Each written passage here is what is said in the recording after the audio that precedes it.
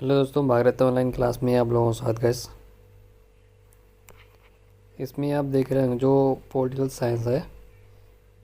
इसमें आपके political science में ये आपका तीसरा चौथा टेस्ट गाइड है आपका। इसमें कुल 9-10 क्वेश्चन है। इसमें आप देखेंगे जो 9-10 क्वेश्चन है, इसमें से आप देखो कि आपके वो इसमें से कितने क्वेश्चन आते हैं, आपकी तैयारी किस प्रकार से चल रही है, आप इससे अंदाज़ा लगा सकते हैं। चलो हम प्रारंभ करते हैं। जो प्रश्न नंबर 1 है, जिस यहाँ पे लिखा है उत्तराखंड प्रवक्ता नागरिक शास्त्र का ये है। जो उत्तराखंड का जो प्रवक्ता के लिए है नागरिक शास्त्र है।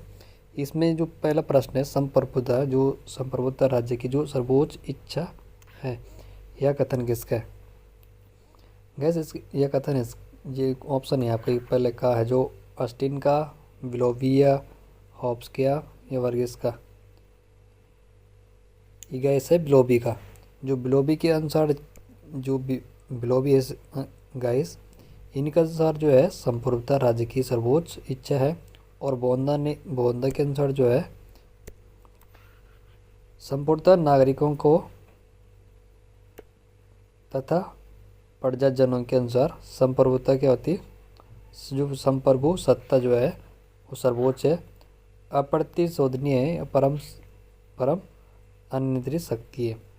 इसमें गैस कहा गया जो विलोबी है, उन्होंने राज्य की जो उच्चतम वैधानिक शक्ति है वो किस में निवास करती है, वो जनता में निवास करती है। प्रश्न नंबर नेक्स्ट आएंगे हम। प्रश्न नंबर जो 2 है, लोकप्रिय संप्रभुता की अवधारणा का प्रतिपादन किसने किया था? ऑस्टिन ने, हॉब्स ने, लॉक या रूसो ने? ये किया था गाइस रूसो ने। जो रूसो गाइस है, इसने राजनीतिक चिंतन के इतिहास में लोकप्रिय जो संप्रभुता का प्रतिपादन किया था। और फ्रांस के जीन जैक्स रूसो जो 1712 से 1778 में इन्होंने किया था। रूसो के अनुसार कहा जाता है कि जो उन्होंने समुदाय की यथार्थवाद बात की थी, इन्होंने वहाँ क्या हो सकता था, यह प्रभु सत्ता का पात्र होता था। और सरकार केवल क्या है, वह वहाँ पे एक जनशक्ति की अभिव्यक्ति के रूप में पूर्ति का साधन काम करती थी। रूसो कहता है कि जो हित कोई स्वामी या अस्तित्व में आता है, वह क्या होता है, प्रभु सत्ता का कोई अस्तित्व नहीं रह सकता है। ये कहना था किसका? रूसो का। प्रश्न नंबर 3 आएंगे हम। इसमें गाइस है जो प्रश्न नंबर 3 है, निम्नलिखित में से फांसीवाद की विशेषता नहीं है, कौन सी नहीं है? फांसीवाद का एक सर्वशक्ति संपन्न राज्य का समर्थन करता है। ये दूसरा, इसमें जो सजातीय सर्वोच्च पर बल दिया जाता है। यह फिर सी है, यह मानव पूजा और विशेष वर्ग में विश्वास करता है।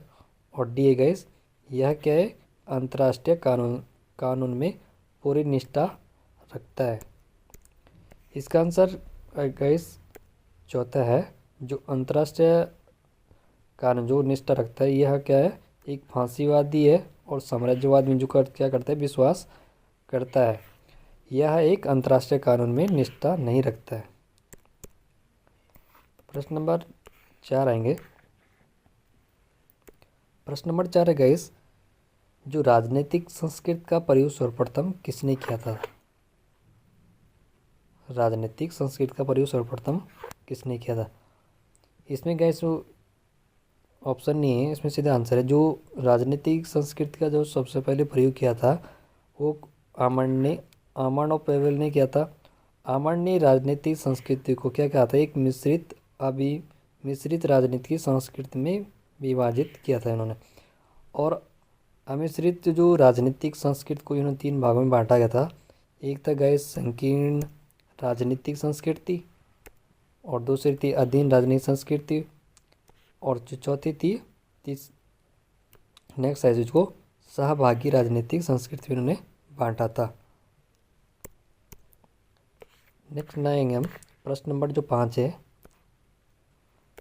भारतीय राजनीतिक संस्कृति से संबंधित पुस्तक पॉलिटिक्स इन इंडिया की रचना किसने की थी?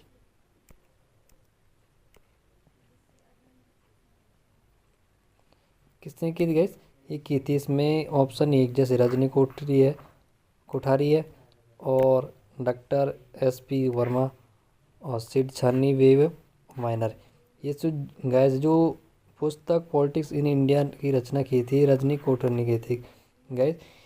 यह पॉलिटिक्स इन इंडिया नामक पुस्तक रजनी कोठारी की है और इन्होंने कहा था अपनी पुस्तक में कहा था भारतीय राजनीतिक संस्कृति का वेद विश्लेषण किया और माइनर विनर ने भारत में दो प्रकार की राजनीतिक संस्कृति की बात कही थी। एक थी गाइस जो विशिष्ट वर्गीय राजनीतिक संस्कृति और जो दूसरा थी ये थी आपकी राजनीतिक संस्कृति, जन राजनीतिक संस्कृति। और छठे गाइस युक्त राष्ट्र संघ का प्रथम सेक्रेटरी जनरल कौन था? युक्त राष्ट्र संघ का प्रथम सेक्रेटरी अध्यक्ष कौन? जो संयुक्त राष्ट्र संघ है ना, इनका जो प्रथम सेक्रेटरी इनका अध्यक्ष कौन था? इनका गाइस जो प्रथम अध्यक्ष था ये था गाइस आपका, इसमें ऑप्शन है आपके, जैसे ये ऑप्शन है आपके डेग हेरल्ड और यूड वांट ये कॉफ़ी एक ट्रेगल। जो संयुक्त राष्ट्र संघ के पहले अध्यक्ष ट्रेगवेली है। कहा जाता है जो संयुक्त राष्ट्र संघ की जो रूपरेखा का जो निर्माण किया था एक बड़े राष्ट्रों के प्रतिनिधित्व का सम्मेलन जो हुआ था जो गाइस 21 अगस्त 1944 जो वाशिंगटन नंबर बॉक्स में हुआ था, भवन में आयोजित हुआ था।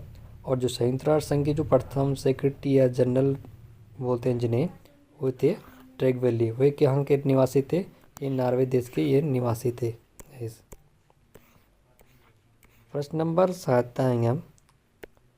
दबाव समूह का स्वभाव होता है, कैसे होता है? राजनीतिक दलों के स्वरूप में होता है इनका, यह न्यायपालिका के स्वरूप में होता है, या समूह अभिकरण के रूप में होता है, या अदृश्य सरकार के रूप में। तो इसका जो आंसर होता है ए डी। जो दबाव समूह होता है गाइस, यह दबाव समूह अपने उद्देश्यों की प्राप्ति के लिए नीति निर्माण प्रभावित करते हैं लोग। और जो दबाव समूह का जो संबंध होता है वो ये विशिष्ट मसालों से होता है। ये राजनीतिक संगठन नहीं होते बल्कि क्या होते हैं, ये तो ना राजनीतिक संगठन होते ना ही ये चुनाव में भाग लेते हैं। इन्हें अज्ञात साम्राज्य भी कहा जाता है। प्रश्न नंबर 8 है गाइस। बेल्जियम और हॉलैंड किन देशों के बीच मध्यवर्ती राज्य का कार्य करती है? ठीक गाइस, इसका आंसर है जो बेल्जियम और हॉलैंड किन देशों के बीच मध्यवर्ती राज्य का कार्य करते, जैसे ये फ्रांस, इंग्लैंड, जर्मनी और इंग्लैंड, फ्रांस और जर्मनी, स्पेन और डेनमार्क। इसका आंसर गाइस जो है वी है, इसका आंसर है फ्रांस और जर्मनी। बेल्जियम जो है गाइस वो हॉलैंड यूरोप के दो देश हैं, ये दोनों क्या है, दोनों देश जर्मनी के बीच मध्यवर्ती राज्य का क्या करते, कार्य करते हैं। प्रश्न नंबर 9 है गाइस। एक देश तब स्वतंत्र कहा जाता है जब वहाँ क्या होता है, लोकतंत्र होता है, या लिखित संविधान होता है, या निर्वाचित अध्यक्ष होता है, या संसद सर्वोच्च होती है। एक देश गाइस जब स्वतंत्र तब होता है जब वहाँ क्या होता है, गणतंत्र राज्य का प्रमुख हमेशा क्या होता है, प्रत्यक्ष अथवा अप्रत्यक्ष रूप से एक निश्चित समय के लिए क्या होता है, चुना जाता है। जैसे भारत हो गया, अमेरिका, यहाँ पे क्या एक निश्चित समय के लिए क्या हो, ये चुने जाते हैं। थैंक यू गाइस, मिलते हैं हम नेक्स्ट टेस्ट में। Bye, thank you.